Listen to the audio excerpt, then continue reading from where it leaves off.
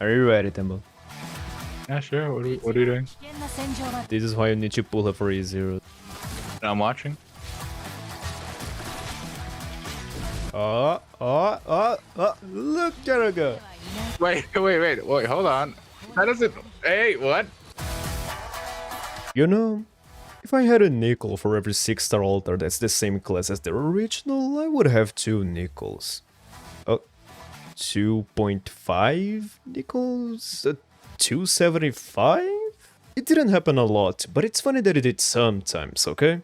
And if you've been playing this game for a while, then you know that the original versions will usually be completely power crept if they have to compete with their altars. And Hoshiguma is no different. Her kit is a powerhouse that can honestly fit in anyone's account. But after so many cracked banners we had, I wouldn't be surprised if a lot of you are completely drained on pulls. So I'm sure many people watching could use some whaling, and the best way to do that is with Loot Bar, which is the place to buy packs in gacha games. In there you can buy any currently featured pack with a discounted price, up to 20% cheaper in some cases, with the option for you to self top-up so no one gets your credentials. They have a 24/7 customer service, full refund guarantee, as well as a 4.9 score on Trustpilot, with tons of positive reviews, so you know they're gonna deliver. So if you want to stack up on this anniversary for the cheapest price and guarantee your Hoshiguma and Haruka, you can use my link in either the description or pinned comment for a 6% discount. I'm very grateful to Loot Bar for sponsoring this video, so now let's get back to Hoshiguma. After getting a taste of the altar treatment, she went from a brick wall to another brick wall, but this time with a lot more damage, utility and survivability. And the result I think speaks for itself. Hoshi Alt is one of the fakest brick walls in the game, while also having some of the most unique mechanics too. So let's analyze her kit to see why she's so good. Starting with S1.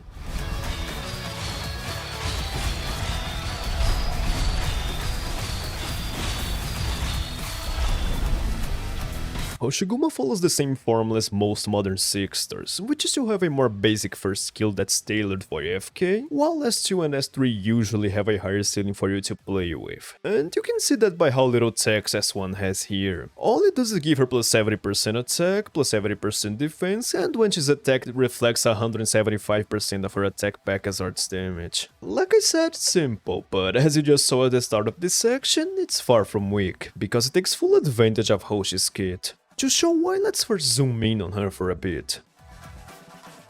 A bit more up. Yeah, to the left. There you go.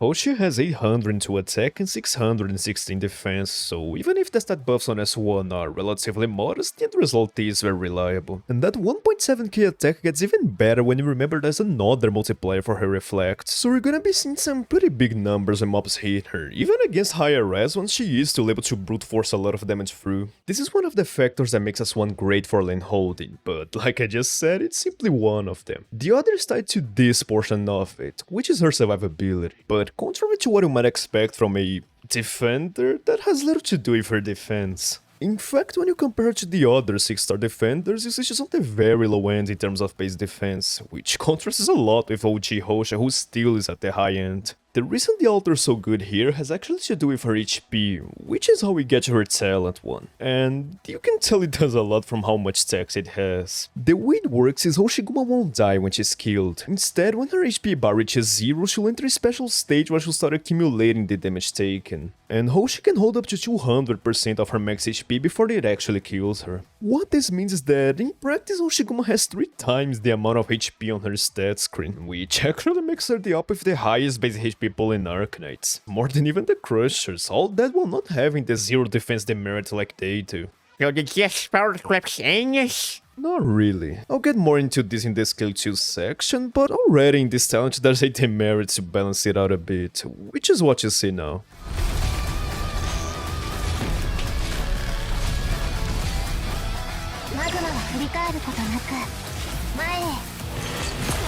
To compensate all this extra HP, they made so Hoshi can't be targeted by healers on the special state, so medics and other healers won't be able to help her. Instead, Hoshi has the same QOL that Vopisfolia has, where she starts recovering HP if she doesn't take damage for a while, which in Hoshi's case is after 5 seconds of not taking damage, her HP will start recovering by 5% each second until the red bar is gone. Then you'll be able to heal her normally again using medics. But there's one thing the game doesn't tell you, in fact it just straight up lies to you. If you read the talent, it says that Hoshi can't be healed while in this state, but like I said before, it actually makes Hoshi can't be targeted by healers. This distinction is important because it means that non-targetable heals like the ones from Scotty or Thorn's Altar do work, so if you want to boost Hoshi's survivability even more, that is an option. As you can probably tell, this talent is very broken. You can even say that her entire kit revolves around this thing. If we take S1 here for instance, it's a good reflex skill that deals good damage, but because of this talent you can use it to solo entire lanes. Hoshiguma doesn't even need a healer in a lot of cases. She'll just tank through everything and reflect all their damage back. And that's the perfect counter to a surprising amount of bosses, because their entire gimmick is dealing a ton of hits very fast, so Hoshi can just melt their entire HP bar without doing anything. But like every skill, it also has some issues, which is how we get to S1's downsides. And the first is how you charge it, since this is a defensive recovery skill, so you do need mobs to hit her.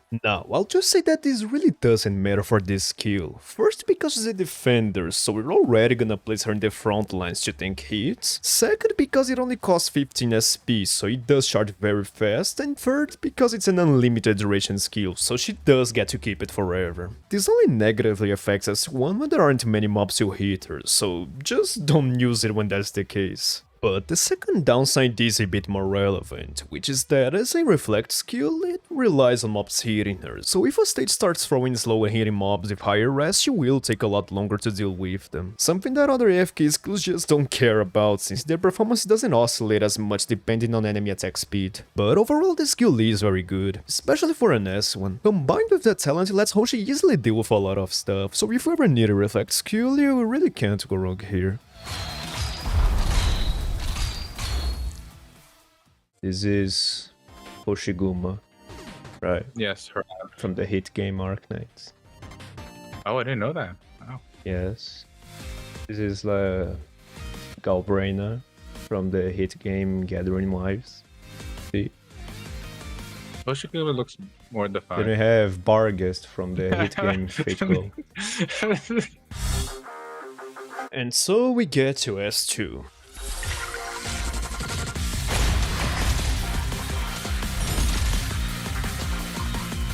This is actually a weird skill to talk about, because the direction they went here is unusual to say the least. And as you can see, it's a bit more wordy than S1, but still fairly simple overall. Basically, Hoshi throws the shield around her, it deals a ton of hits, and restores her HP depending on how much damage each hit does. It's almost as simple as S1 when you get down to it, but there is some extra stuff here to be aware of. The first is the way the shield travels. Like I said, it rotates counterclockwise around Hoshi. The most obvious benefit of that is being able to hit behind her back, but it gets a bit more interesting when you consider the shield's range, because as you can see right now, it is bigger than just one tile, so it doesn't just hit the 8 tiles around Hoshiguma, but instead it touches up to 20 tiles throughout the spin, which is roughly the same range as Tara's S2, but with the downside of not being able to hit every spot at once. Which then takes us to the shield's damage, and as you can probably tell, it doesn't just deal one hit and it's done. It actually works in the same way as Lace's spheres on her S3, where every 0.5 seconds it will deal one arts hit to everyone it touches, on top of also inflicting an 80% slow to keep them in place, as well as slowing itself down when in contact with other mobs. Kinda like if it was slowly cutting through them as it makes its way through, which increases how long it stays in contact and how many hits it dishes out as a result. From that, Hoshi gains two main things. The first is a lot of healing, especially if you have a ton of mobs within the shield's root.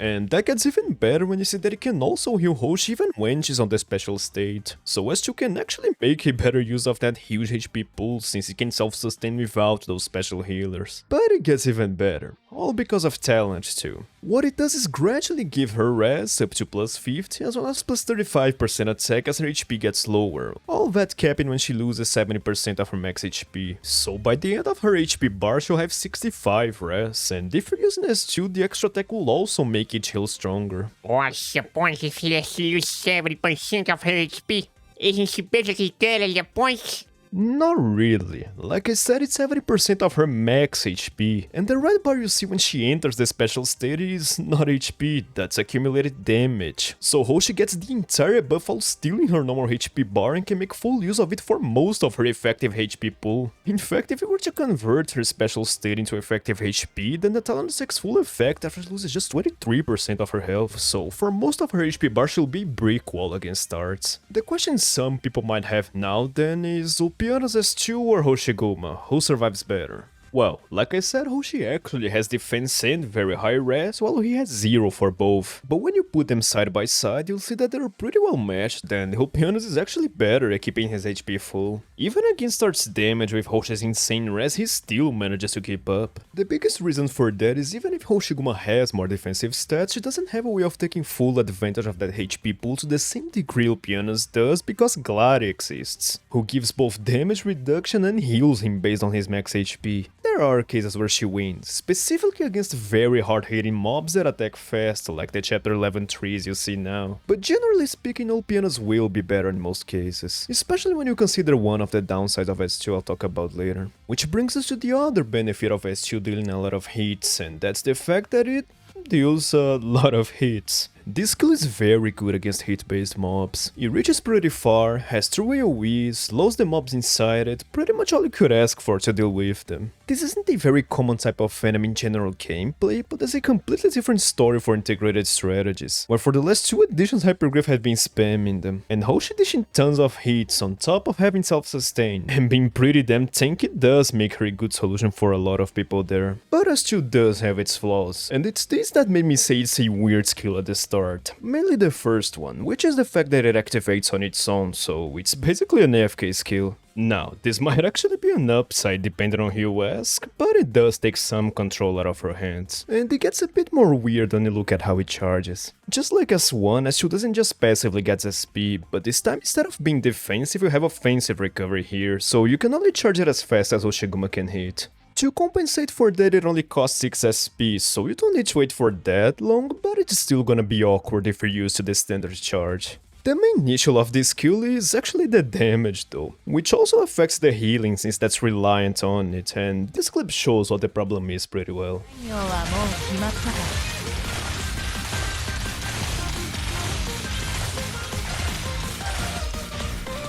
As you can see, there's a very big discrepancy in damage here, and there's actually 2 reasons for that. The first has to do with the shield's range. Like I said before, S2 has roughly the same range as Cyrus S2, and I say roughly because, as you can see, the hitbox is a circle, so it's impossible for it to cover the entire area of the tiles on the edge of its route, meaning it can only touch a portion of those squares as it spins around. That same logic applies even to the tiles you can fully touch, so it will actually stay in contact with some tiles for longer and deal more damage to mobs standing on them because of it. The second reason for the difference is actually not the shield, but Hoshiguma herself. Up until now I only talked about the shield and the damage it deals, but Hoshi also gains a damage boost. She starts dealing 3 hits that deal 90% of her attack as arts damage until the shield stops spinning, and as you can see on this clip, that's what dealt the most damage. But then we get to the last weakness of S2, which is the fact that it deals purely arts damage, and Hoshi has no res ignore or anything like that, so against high res mobs it'll deal almost no damage. That's an issue not just because it makes killing harder, but also because her healing depends on the shield's damage, so if you put Hoshi against high res or a lot of damage reduction, you might see the green numbers go from the hundreds to maybe the 20s in some cases, which might just be enough for her to die depending on the map.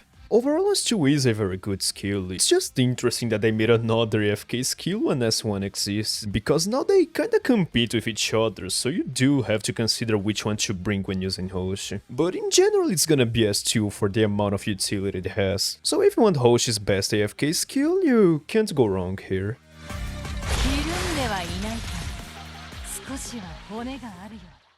Yes, there's really just one final boss tempo, right? For survivability. What are you doing? There's just one boss that... Oh my god, the bear boss! What are you There's just one boss that matters, Dippo. Ah! Can't even get the skill. Okay, you got it. Find him and she's got this. She... stuck. Lastly then we have S3. 本気を出すひるんではいないか少しは骨があるよ所詮そこまでだろう本気を出すときか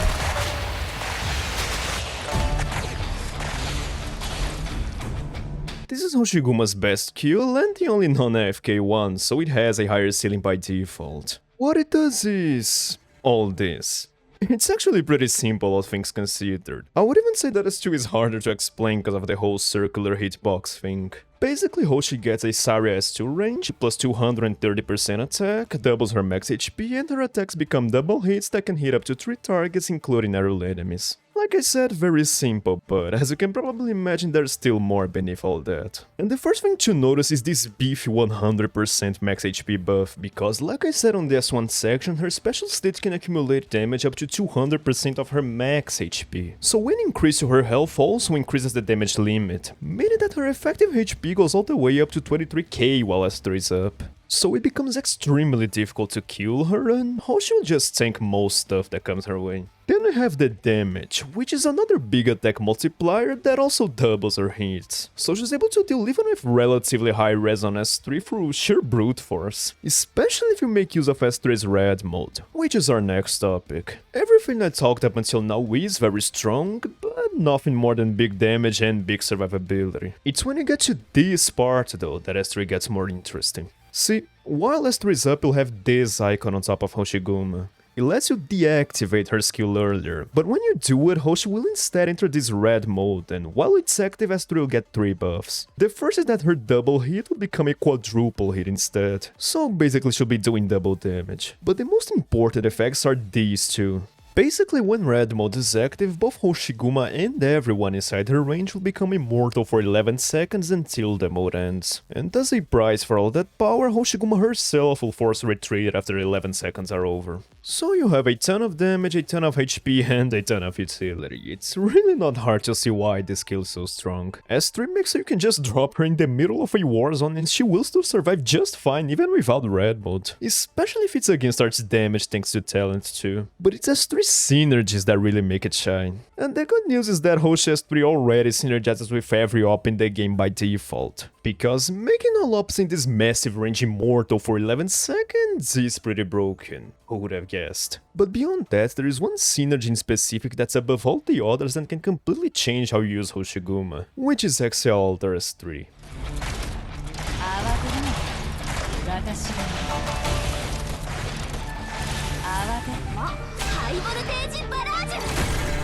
See, having this massive damage potential coupled with immortality is very nice, but for an op whose kit is so focused on surviving, dying is a pretty heavy price, so you have to be pretty conservative with how you use red mode instead of spamming it everywhere. Until Exo enters the equation, that is. Since you can just shoot Hoshi back into the field whenever you want, you get a lot more freedom to use red mode on demand and still keep Hoshiguma deployed after it's over, and this combo is actually so strong and so fun to use that you even have people beating the entire stages with just the 2 of them. They've even cleared maps like H11-4 for instance, which isn't that hard for today's standards, but it really highlights how high the ceiling is with this combo that they can beat more complex stages on their own. And it also shows how much higher you can go by simply bringing more ops. But nothing is perfect, except for Caper, so of course S3 does have some weaknesses in there. And the first is actually something I said it did better than the others, which is killing high-res enemies. Because, yes, like I said, S3 just brute forces it into working here, so she can kill these 50 res elites. But it still doesn't have res ignore or anything like that, so if Hypergriff decides to push the res more, the damage drops significantly as you can see on screen with her struggling against trash mobs. But it's very rare for them to go that far with mob stats, and S3 still has the immortality even in those cases, so it's not a problem you're gonna experience a lot. The second downside is what I already presented as a downside, and that's the fact she dies after red mode.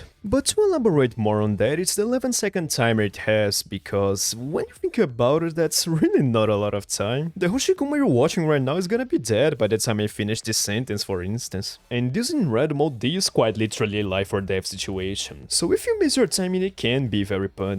This isn't to say S3 has a very high skill ceiling and is extremely hard to use. As a baseline it already works extremely well without you doing much. So what are you saying exactly? Timer shit right so what you see on screen doesn't happen to you. And that's pretty much it, honestly. Like I said, S3 is very simple, so it's pretty hard to find flaws in it, and the complexity here comes mostly from the synergies it has, since you can come up with pretty much infinite scenarios where team-wide immortality will be useful. So if you want Hoshiguma's best skill with the highest ceiling and the strongest synergies, this is the one you should bring.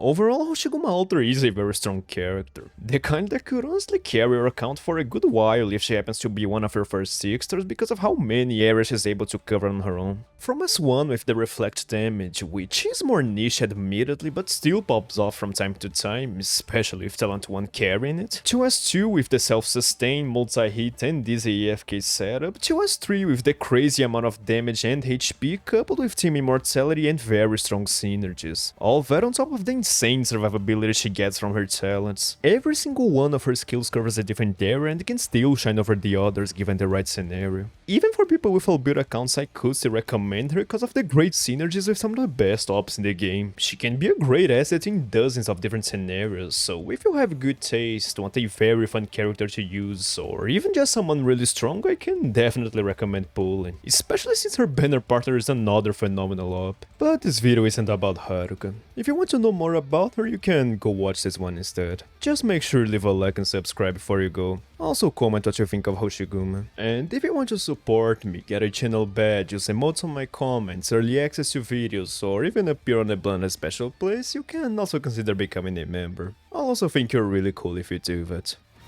本気ひるんではいないか少し骨があるよ所詮そこまでだ